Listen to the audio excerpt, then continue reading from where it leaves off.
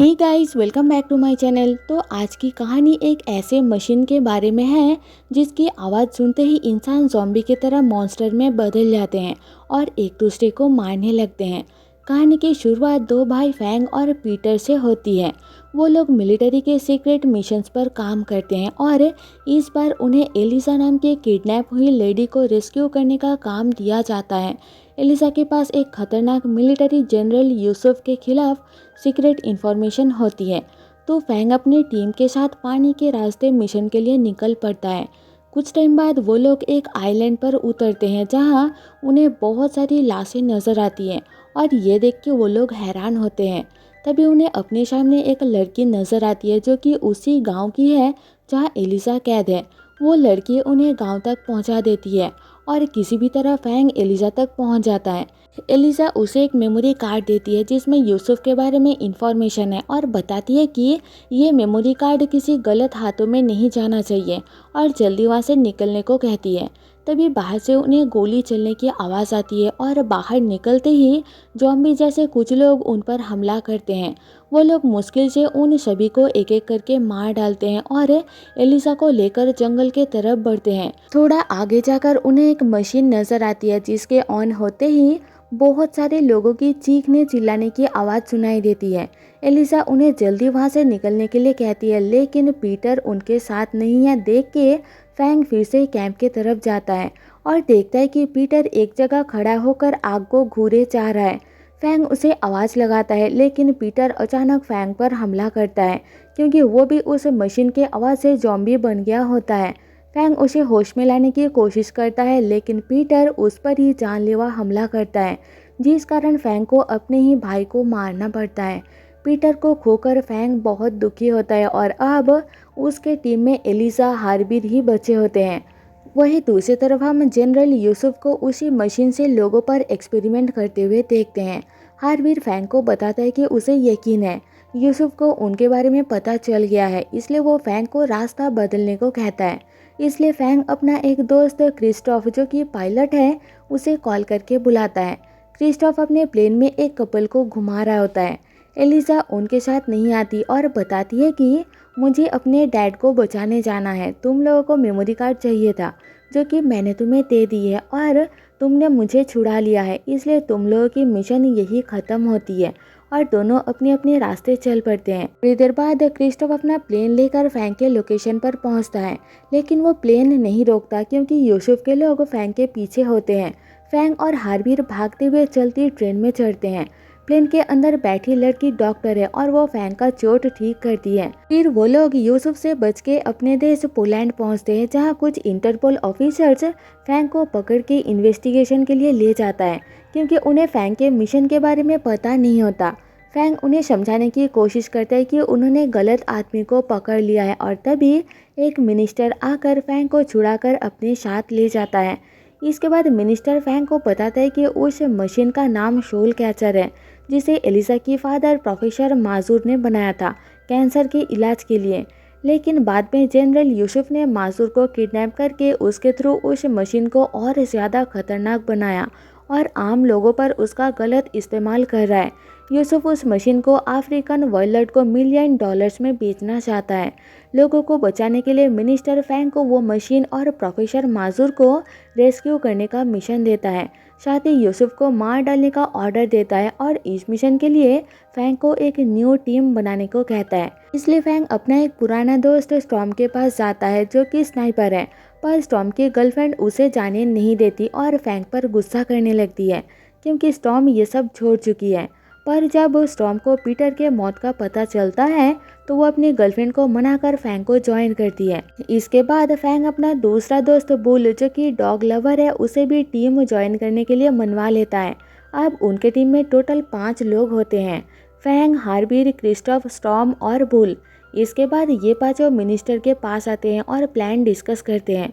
Minister उन्हें यूसुफ का location देता है और बताता है कि उस मशीन को प्रोफेसर माथुर ने पोलैंड में ही बनाया था। पहले उन्हें लगता था कि माथुर इनोसेंट है, पर अब लगता है कि माथुर भी इन सब टेररिस्ट प्लान में शामिल है। इसलिए वो माथुर को मारने को कहता है क्योंकि अगर वह जिंदा रहा तो फिर से वैसा मशीन बना लेगा। फैंग पूछता है कि हम उस मशीन को डिस्ट्रॉय क्यों नहीं कर सकते।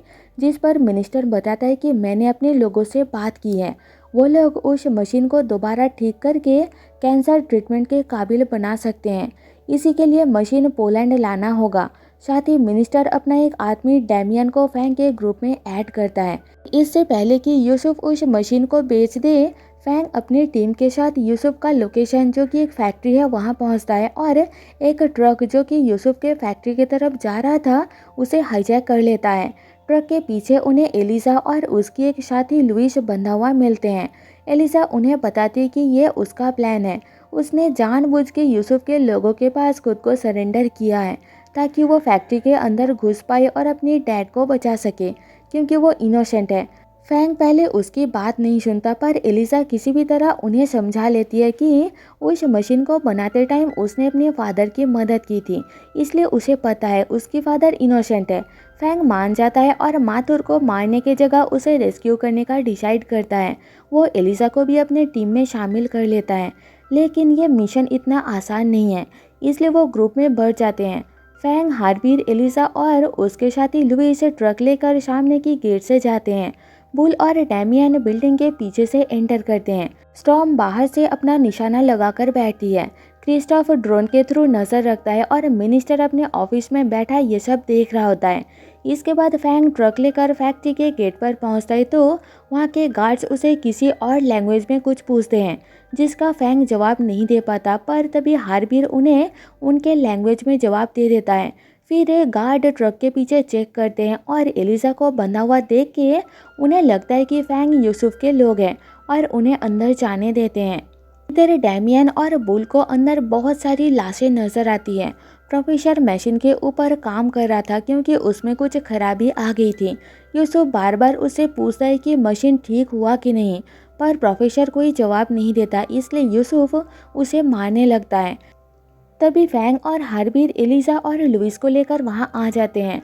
यूसुफ लुइस को मार डालता है और एलिजा को मारने की धमकी देता है तो प्रोफेसर अपना मुंह खोलता है और बताता है कि मशीन ठीक हो गया है। उसे टेस्ट करने के लिए जैसे ही ऑन करता है तो उसकी इफेक्ट से फैंग और हार्बिर का कम्युनिकेशन डिवाइस खराब हो जाती है, जिस कारण बाकी सबके साथ उसकी कनेक्शन टूट जाती है। यहाँ यूसुफ के लोग फैंग और हार्बिर को पहचान नहीं पाते क्योंकि उन्होंने अपना फेस कवर किया होता है। थोड़ी देर बाद अफ्रीकन वर्डलॉर्ड आता है और यूसुफ उसे डेमो दिखाने के लिए कुछ लोगों को एक केज में बंद करके उन पर मशीन चलाता है, जिसकी आवाज़ से बंदी लोग ज़ॉम्बी में बदल के एक दूसरे को मारने लगते हैं। वर्डलॉर्ड को लगता है कि वो सब एक्टिंग कर रहे हैं, इसलिए अपने पसंद का एक आदमी को अंदर भेजने को कहता है। यूसुफ वैसा ही करता है और अंदर बंदी लोग उस आदमी को भी मारने लगते हैं, तो वर्डलॉर्ड को विश्वास हो जाता है। उसे मशीन पसंद आता है और वो डील फाइनल करता है। प्रोफेसर को कुछ गार्ड्स एक कमरे में ले जाते हैं।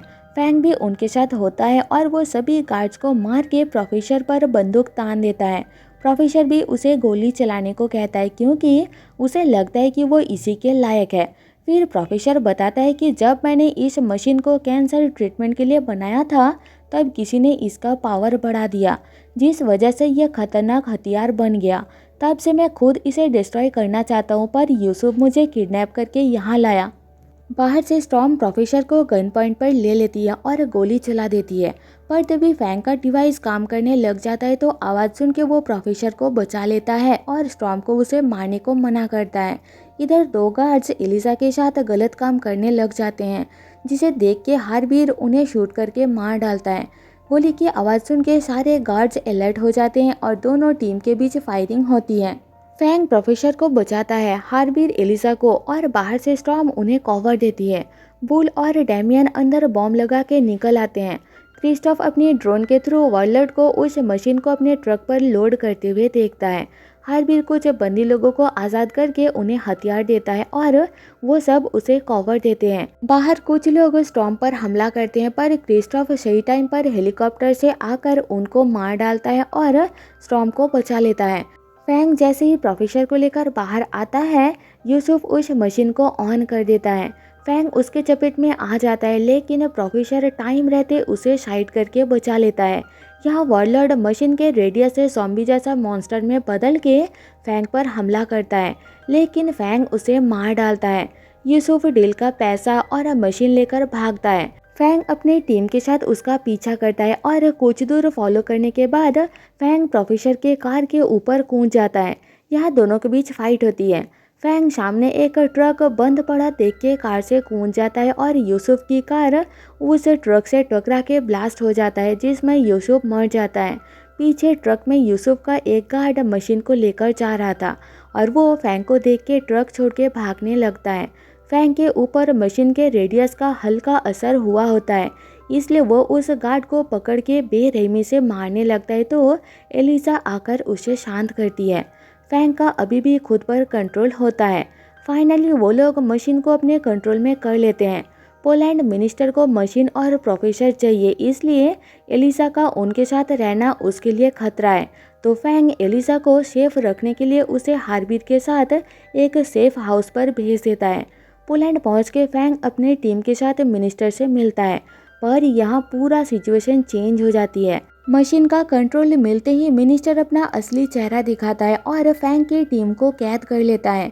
वो बताता है कि इस मशीन से पोलैंड को काफ़ी फ़ायदा होगा और वो पॉलिटिक्स में इसका यूज़ करके लोगों को अपने तरफ कर सकता है। लेकिन तभी वहाँ इंटरपोल ऑफिसर आर्थर अपनी टीम के साथ आ जाता है, क्योंकि उसे पहले से ही मिनिस्टर पर शक था और वो उस पर नज़र रख रहा था। मिनिस्टर अपने सोल्जर्स को उन पर हमला करने को कहता है, तो उनके बीच फाइट होती है। फैंग का टीम आर्थर की तरफ आ जाते हैं।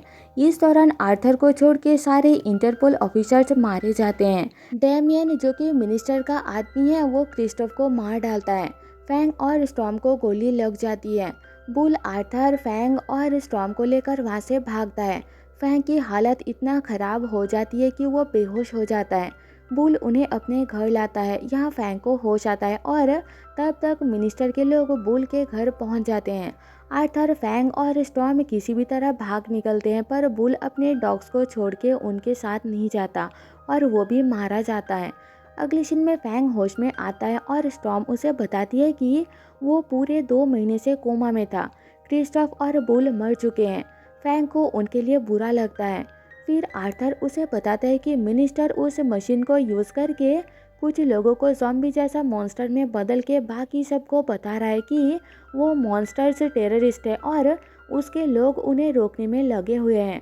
लोगों को मशीन के बारे में पता नहीं होता, इसलिए वो मिनिस्टर को सपोर्ट भी कर रहे हैं। वो लोगों की नज़र में खुद को नेशन का सेवियर बनाना चाहता है। उसे रोकने के लिए फैंग आर्थर को प्लान बनाने को कहता है। इसके बाद हम हार्बिर और एलिसा को सेफ हाउस में देखते हैं। वहाँ हार्बिर को कॉल आता है और वो सब एक जगह मिलते हैं। एलिसा बताती है कि मैंने अपने डैड को एक इनकोडेड मैसेज भेजा है, तो कुछ भी करने से पहले हमें उनके मैसेज का वेट करना चाहिए। फिर एलिसा फैंग को अकेले में अपने फादर को बचाने को कहती है और यहाँ फैंग और एलिसा एक दूसरे के करीब आते हैं।